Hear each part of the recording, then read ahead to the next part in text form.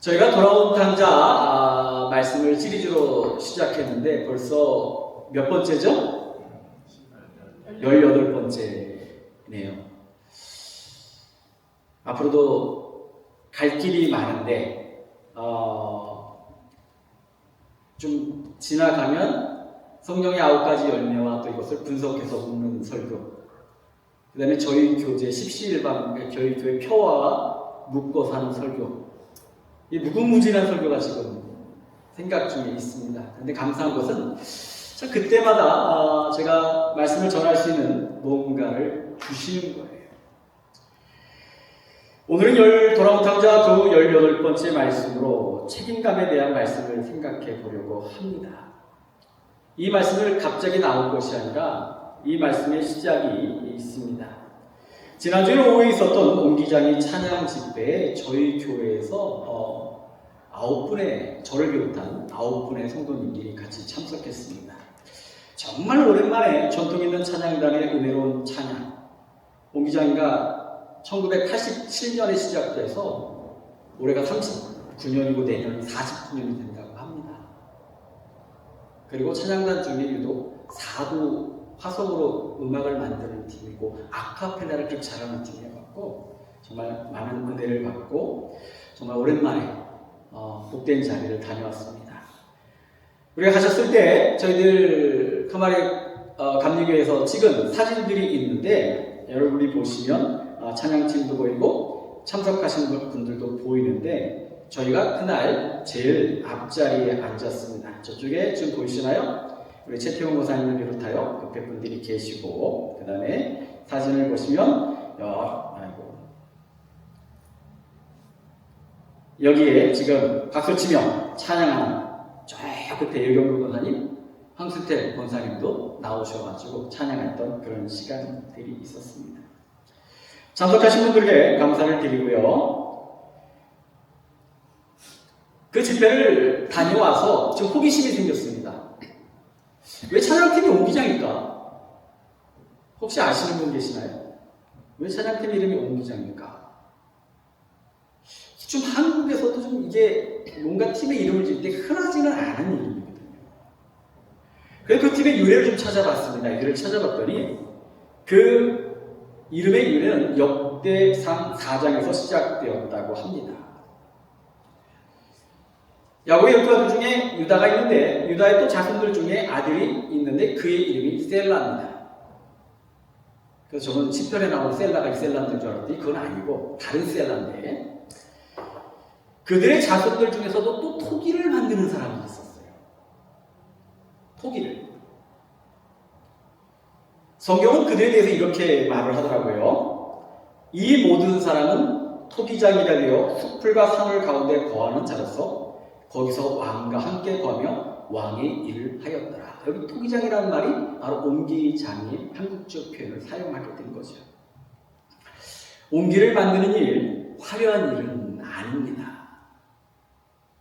더구나 그들은 도시가 아니라 숲풀과 산을 가운데 거하면서 자기 일을 했던 사람이에요. 근데 그들에 대한 평가는 다른 어떤 것보다도 왕과 함께 거하며 왕의 일을 하였더라 라고 표현하고 있어요. 세상 사람들이 알아주는 일은 아니지만 그 일은 왕의 일이었다라고 하는 거죠.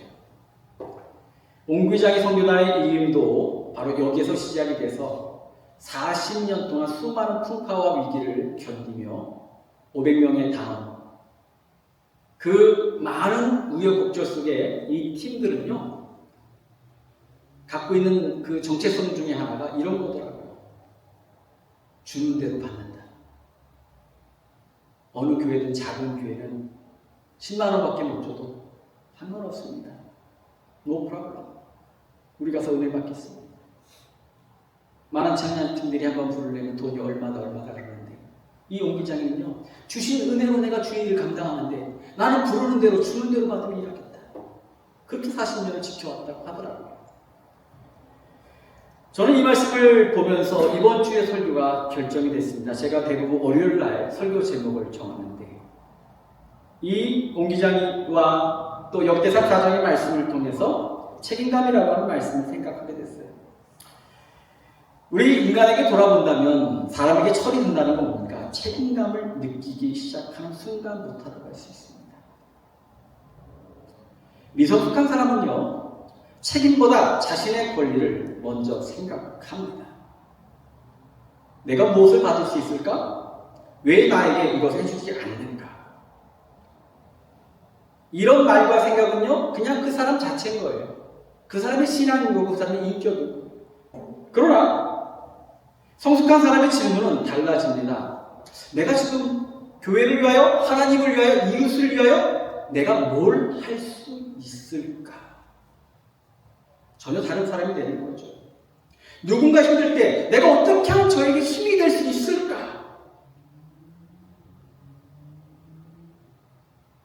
내가 어떻게 하면 도움이 될 수 있을까? 이 두 가지 영역의 생각은 너무 다른 거죠. 탕자가 집을 떠날 때 무슨 말을 했습니까? 아버지요. 참 이거는 좀 성경적으로 좀 고상한 표현이죠. 뭐라 그랬어요? 아버지, 내 거 내놔. 그냥 쉽게 표현하겠습니다. 아버지 내 거잖아. 아버지 돌아가시면 다 내 거잖아. 내 거 내놔. 자기 목소리 먼저 찾았어요. 아들의 권리는 생각했지만 아들로서의 책임은 생각하지 못한 미성숙한 존재였습니다. 그러나 그가 아버지께 돌아왔을 때 그의 말이 달라집니다. 생각이 달라진 거죠. 어떻게 말합니까? 아버지, 내가 하늘과 아버지께 죄를 지었사오니. 이기적이고 자기 중심적인 사고에서 그 생각의 틀이 깨지고 변화되니까, 성숙해지니까 내가 아버지 앞에 얼마나 죄인인지를 깨닫고 내가 아버지 앞에 죄를 지었나이다. 전에는 내 것을 주십시오. 이것을 해주십시오. 이랬는데 이제는요. 아유, 제가 잘못했어요. 제가 어리석었습니다. 생각이 모자랐습니다. 아버지의 마음을 잘 몰랐네. 이것이 탕자의 변화이죠. 아들이라는 자리는 받기만 한 자리가 아닙니다. 책임이 있는 자리죠. 마찬가지로 성도라는 자리는 은혜와 축복의 자리이면서 동시에 사명과 책임의 자리가 되어야 합니다. 이와 같은 관점에서 몇 가지 말씀을 나눠보고자 합니다. 첫째로 책임감이란 뭐냐? 내 몫의 책임을 인정하는 겁니다. 내 몫의 책임.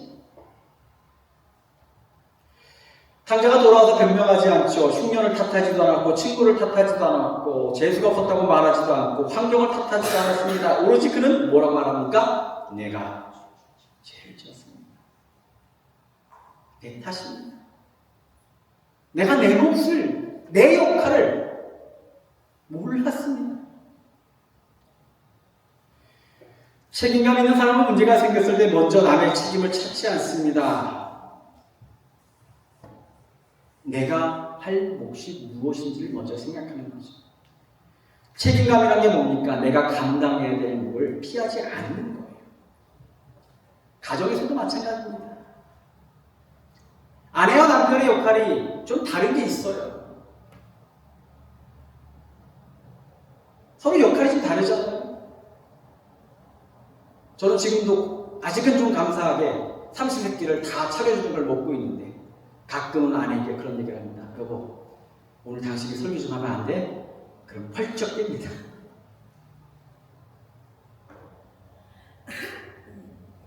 교회도 마찬가지죠. 누가 해야 되는데 라고 하는 생각이 가득한 교회는요, 병든교회예요. 그러나 내가 할 일이 뭔가 해서 먼저 생각하는 교회는요, 건강한 교회예요. 예수께서 5,000명을 먹이실 때 이야기가 오늘 말씀에 너무나도 잘 부합돼서 제가 인용을 해봤습니다. 광야에서 먹는 문제가 생겼어요. 5,000명이 먹는 거 정말 이게 심각한 문제죠. 저희 교회 몇십 명 먹는 것도 매주일 정말 힘든 일이에요. 근데 5,000명이 먹어야 돼요. 그것도 장정만. 실제로 2만 명이라고 합니다. 2만 명이 먹어야 되는 엄청난 일이죠. 그 일을 놓고 엄청난 일을 놓고 제자들의 반응이 달랐습니다. 근데 그때 빌립이 했던 행동이 뭡니까? 계산기를 두드립니다. 1인당 얼마가 필요해요? 따져보니 여기 있는 사람들이 밥을 먹으려면 200데나리온이 필요합니다라고 말합니다. 1데나리온이 한 사람의 일당입니다. 200명이 하루 일당이면 오늘날도 적지 않은 돈이죠.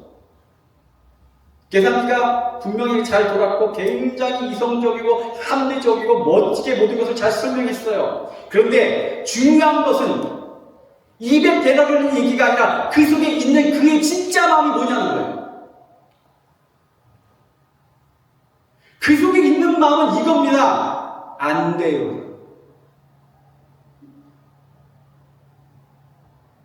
자기의 속마음을 드러내기 위해서 200데나리온이라고 하는 정확한 계산과 합리적인 이야기를 꺼낸 거죠. 근데 그 진짜 마음은 200데나리온이 있는 것이 아니라 안 돼요, 못합니다, 할 수 없습니다라고 하는 부정적 사고가 그 심령을 뒤덮고 그 말이 이웃을 뒤덮고 그의 제자들을 뒤덮고 그 공동체를 뒤덮고 있는 거예요.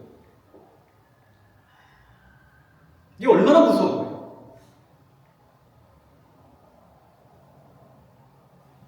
그런데 안드레는 달랐어요. 안드레는 가만히 있지 않았습니다. 그곳에 5,000명을 먹일 수 있는 방법이 없는 거 알아요.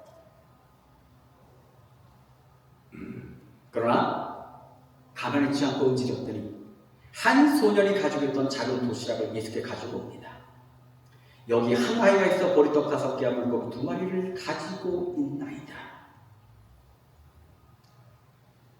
어떤 제자들은 없는 것과 할 수 없는 것을 말하고 있을 때 안드레는 지금 있는 것을, 할 수 있는 것을 행한 것. 이것이 책임감 있는 성숙한 제자 성도의 모습인 거죠. 책임감은 내가 모든 문제를 해결하는 것이 아닙니다. 내가 할 수 있는 것을 하는 거예요. 그런데 내가 할 수 있는 것을 해서 그것을 끝나는 것이 아니라 그 내가 할 수 있는 것을 가지고 어디로 가는 겁니까? 예수님께.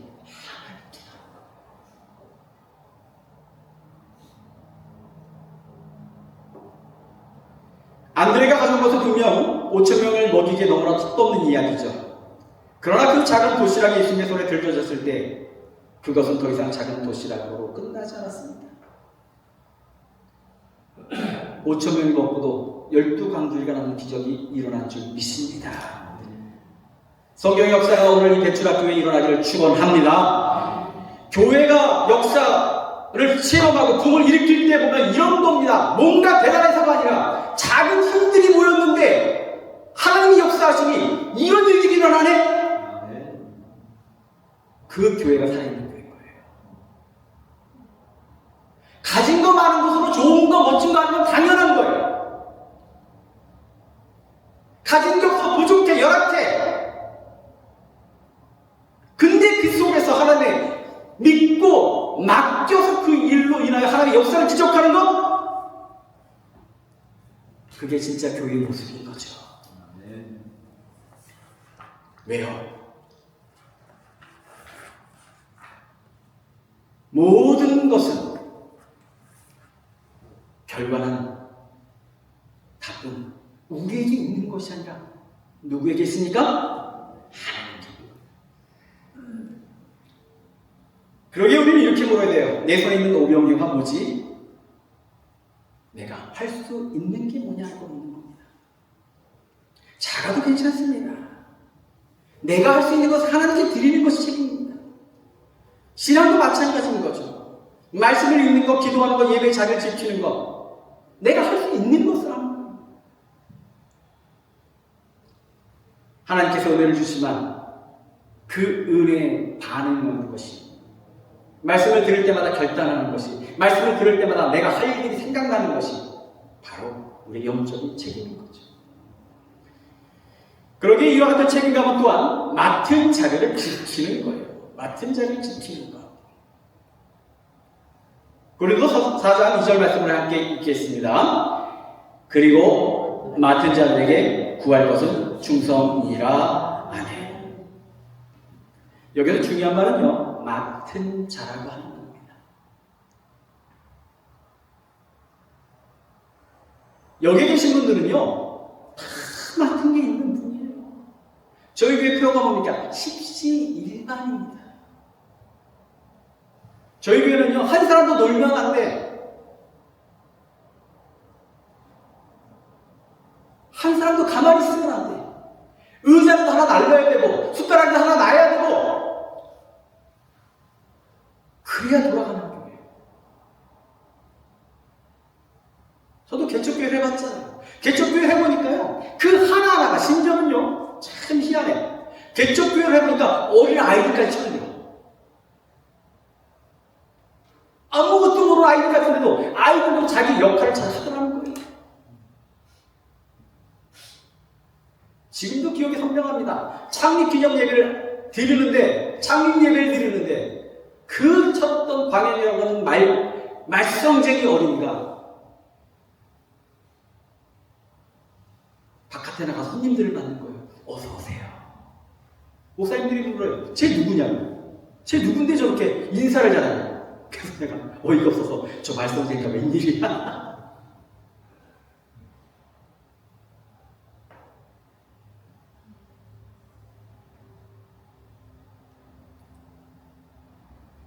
우리에게 주어진 모든 것은 하나님께 맡기신 겁니다. 시간을 맡기셨죠. 재능을 맡기셨죠. 가정을 맡기셨습니다. 교회도 맡기신 거예요.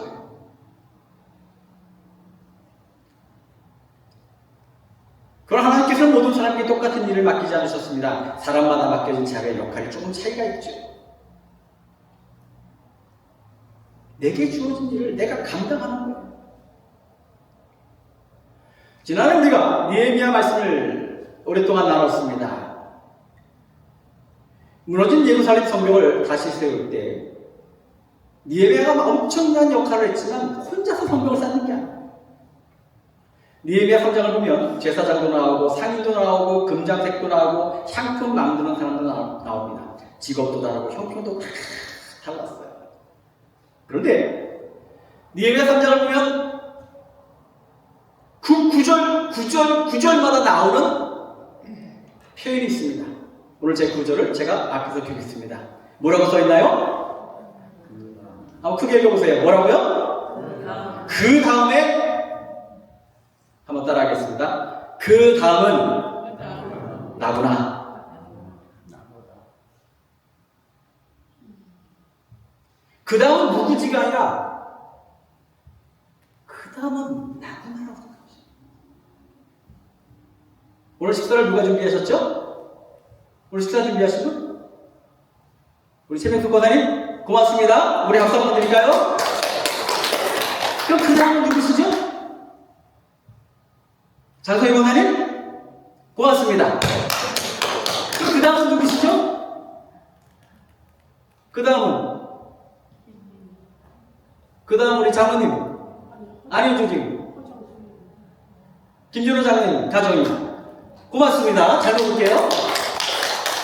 그 다음은 호정숙 집사 오늘 안 오셨는데 그 다음은 금난입니다.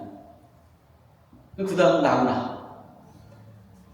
다들 갑자기 이 말을 하니까 얼굴 표정이 붉은데 그 다음은 나구나. 느헤미야 3장 23절을 보니까 그 다음 베냐민과 하술이 자기 집 맞은편 두 분을 준수하였고 자기 집 맞은편 내가 지금 눈앞에 있는 일을 했다는 거예요. 각 사람에게 그 눈앞의 일들을 감당했더니 자기 집 앞에 성벽을 쌓더니 어느 순간 예루살렘 전체에 성벽이 다 세워졌다는 것. 그것이 느헤미야 성벽 공사의 놀라운 비밀입니다. 교회도 이와 마찬가지인 거죠. 한 사람이 모든 것을 할 수가 없어요. 여러분들 그냥 쉽게 예배 드리는 것 같죠. 매주 의자 놓고요. 쉬운 거 아니에요. 저희 부부도 금요일 날 와가지고 금요일 저녁에 와서 방송 설계만 설치하고 가는데 몇 가지를 더 하는데 1시간을 꼬박 넘게 걸려요. 라인만 가는데 1시간이 넘게 걸려요.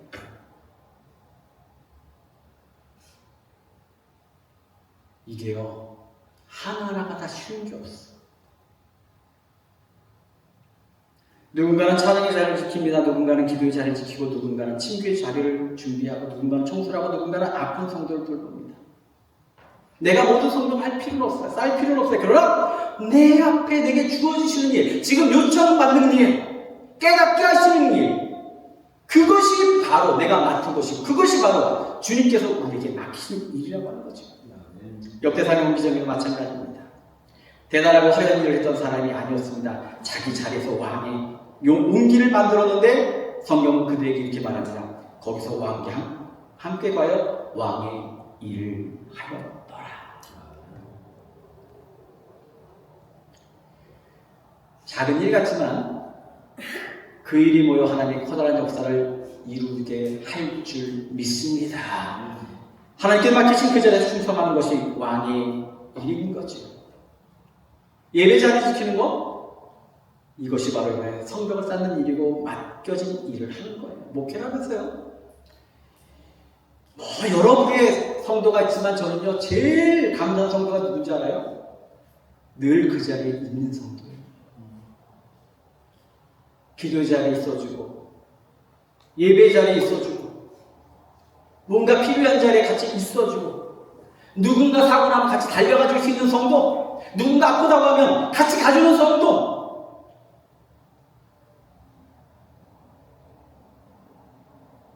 그 자리를 지키는 성도가 언제나 최고의 성도더라고요. 고린도전서 4장 2절 맡은 자들에게 구할 것은 충성이니라, 이 말을 거창하게 생각하실 필요가 없어요. 있어야 될 자리에서 내게 맡기신 성벽을 쌓는 것, 그것이 책임이고 그것이 충성인 줄 믿습니다. 이제 말씀을 마치겠습니다. 오늘 이 말씀 가운데 여러분 앞에 놓여진 맡기신 일, 그 다음에 주어진 일들이 무엇입니까? 오늘 말씀 중에 깨닫게 하신 것이 있다면, 생각나시게 하신 것이 있다면 그것이 바로 여러분의 사명인 줄 믿습니다. 이 시간 함께 기도하기로